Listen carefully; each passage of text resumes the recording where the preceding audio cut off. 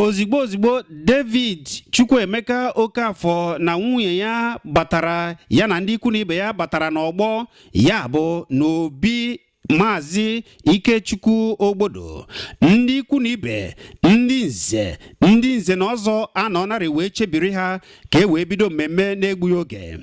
Nke pụrụ iche kpọmkwem bụ na eze ndị Ogbeke na Ukwuruta bụ igwe na-ezoro ọha nke abụọ Igwe Okechukwu na ọnawa obodo o gụnyerarị ya na ndị ichie ya n'iji gosi kpọmkwem na ụmụaka bụ ụmụaka kara aka.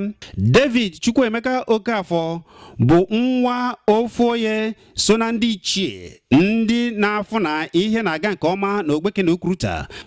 Ana m ekwu maka onye nze Chief Onyemechi Okafor nke bụ aka ekpuchi ọnwa nke mbụ na mbụ na Ogbeke na Ukwuruta gbaa gburugburu. Ha gosiri ya ịhụnanya ya wee bịa nọnyere ha n'ụbọchị a.